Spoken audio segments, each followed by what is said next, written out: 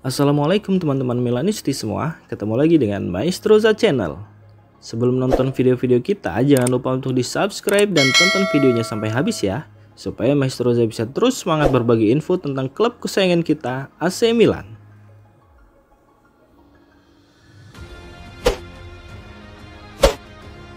Davide Calabria berpotensi tinggalkan AC Milan.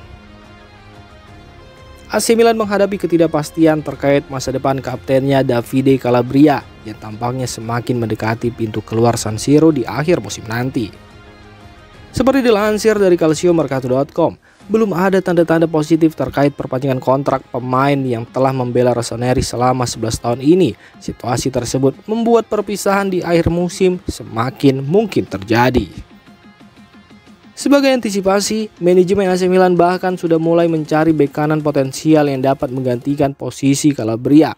Meski Milan sudah mendatangkan Emerson Royal pada bursa transfer musim panas lalu, namun klub tetap aktif mencari pemain muda yang memiliki fleksibilitas dan kemampuan bermain di kedua fase, yakni bertahan dan menyerang. Dalam upaya mencari pengganti yang tepat, nama Thiago Santos dari Lille muncul sebagai salah satu yang paling dipantau oleh Milan. Bek muda ini bahkan sejatinya sudah menarik perhatian klub sejak musim panas lalu. Penampilan mengesankan Thiago Santos di pertandingan melawan Real Madrid pada fase grup Liga Champions telah meningkatkan ketertarikan manajemen Milan. Di sisi lain, AC Milan juga terus memantau perkembangan Alex Jimenez dan Davide Bertisaghi, pemain muda Milan yang saat ini tampil baik di Serie C bersama Milan Futuro.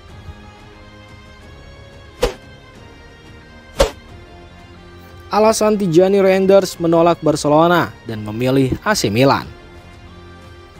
Tijani Reinders mendapatkan banyak perhatian sebelum akhirnya memilih bergabung dengan Rossoneri pada musim panas lalu. Bahkan Barcelona sempat mengincarnya untuk menggantikan Sergio Busquets di lini tengah. Tetapi Reinders menolak tawaran tersebut atas saran dari ayahnya, Martin Reinders, yang juga mantan pemain profesional.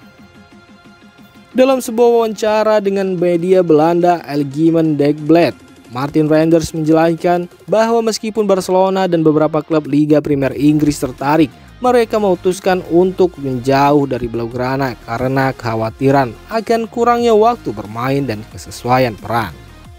Menurut Martin Reinders, Barcelona adalah satu-satunya klub yang melakukan kontak langsung dengannya. Ia bahkan berbicara langsung dengan direktur olahraga Barcelona Deco, meskipun akhirnya menyarankan putranya untuk menolak tawaran tersebut, sebab ia merasa bahwa Tijani Reinders bukan tipe pemain yang cocok untuk menggantikan Sergio Busquets. Keputusan untuk bergabung dengan AC Milan terbukti menjadi langkah yang tepat bagi Reinders. Di bawah asuhan Stefano Pioli dan Paulo Fonseca, pemain berdarah Indonesia itu menjadi pemain kunci di lini tengah Milan, sekaligus mendapatkan tempat di tim nasional Belanda. Tijani Reinders kini dikenal karena peran serbagunanya di lini tengah, mampu bermain baik dalam bertahan maupun menyerang. Keputusan ini juga menjadi bukti kebijaksanaan sang ayah yang ingin memastikan karir putranya berkembang dengan baik, bukan hanya dari segi prestis klub, tetapi juga peluang untuk berkembang dan mendapatkan waktu bermain yang cukup.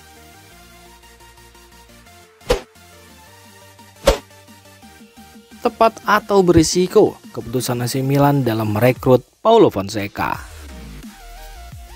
Keputusan AC Milan untuk menunjuk Paulo Fonseca sebagai pengganti Stefano Pioli selama musim panas lalu menuai banyak reaksi dari berbagai kalangan. Pergantian ini dilihat sebagai langkah untuk membawa Milan ke level yang lebih tinggi dalam proyek jangka panjang klub. Namun hingga jeda internasional kedua, hasil di lapangan belum sepenuhnya memuaskan, memunculkan keraguan apakah Fonseca merupakan pilihan yang tepat.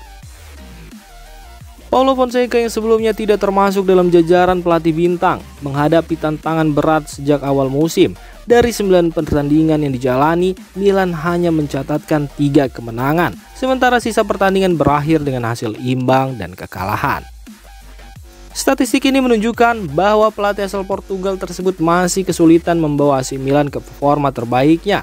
Salah satu masalah yang mencuat adalah ketidakmampuan Paulo Fonseca untuk mengendalikan ruang ganti yang terlihat dari insiden pemberontakan penalti saat melawan Fiorentina. Hal ini semakin memperkuat anggapan bahwa belum ada dampak positif yang signifikan dari pergantian manajer ini. Keputusan AC Milan untuk memecat Stefano Pioli di musim panas lalu disambut dengan harapan bahwa Milan akan merekrut pelatih kelas dunia yang mampu membawa klub ke level selanjutnya. Namun, penunjukan Paulo Fonseca dianggap mengejutkan dan tidak sesuai dengan ekspektasi banyak penggemar. Nama-nama besar seperti Antonio Conte atau Thomas Tuchel sempat beredar, tetapi pilihan jatuh pada Fonseca yang rekam jejaknya belum terbukti di liga-liga top Eropa.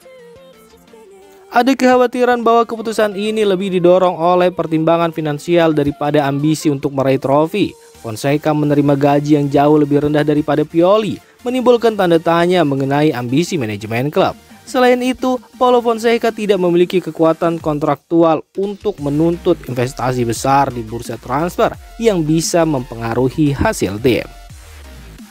Diketahui jika proyek Milan di bawah pemilik baru tampaknya berfokus pada penghematan dan pengembangan pemain muda. Kebijakan transfer Milan jelas merekrut pemain muda dengan potensi besar dan anggaran transfer yang terbatas. Pemain seperti Alvaro Morata dan Emerson Royal mungkin menjadi pengecualian, tetapi secara umum Milan menghindari nama-nama besar dengan biaya mahal. Pendekatan ini mencerminkan arah klub yang lebih berhati-hati tanpa tekanan untuk memenangkan trofi besar dalam waktu singkat. Fonseca sebagai pelatih yang patuh pada kebijakan manajemen dipilih karena ia dianggap cocok dengan visi klub untuk membangun tim yang kompetitif dengan anggaran yang terkendali.